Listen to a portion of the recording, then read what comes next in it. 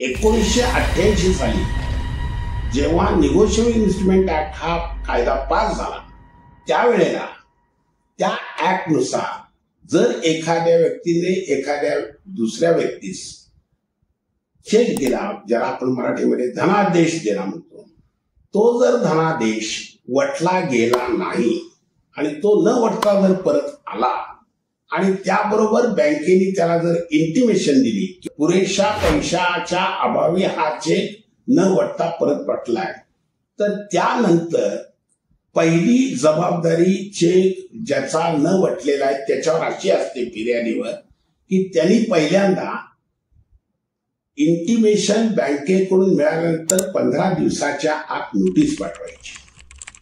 त्यांनी त्या नोटीसीमध्ये 15 दिवसाची त्याला मुदत घालायची. सदरची नोटीस पोहोचलेपासून 15 दिवसाच्या आत तुम्ही पेमेंट करायचं आहे चेकचं, आणि न केल्यास तुमच्या विरुद्ध 138 खाली गुन्हा दाखल करण्यात येईल अशा स्वरूपाची नोटीस द्यायची. ती नोटीस देऊन 15 दिवस उलटल्यानंतर 16व्या दिवशी हा फौजदारी खटला करण्याचे कारण घडते आणि तिथून 30 दिवसाच्या आत, म्हणजे कारण घडल्यापासून 30 दिवसाच्या आत योग्य त्या सक्षम प्रथम वर्ग न्यायदंडाधिकारी अथवा मुख्य न्यायदंडाधिकारी तो खटला दाखल करावा लागतो.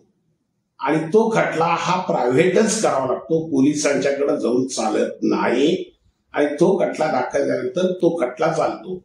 आणि तो जर खटला चालला आणि तर त्यामध्ये त्या आरोपीला काही त्याला जे काही बचावाचे मुद्दे घेतले ते जर पटले नाहीत, रकमेच्या दुप्पट दंडही होऊ शकतो आणि शिक्षाही होऊ शकते. अशी तरतूद नव्या निगोशिएबल इन्स्ट्रुमेंट ऍक्ट 1988 च्या कायद्यान्वये तरतूद केलेली आहे.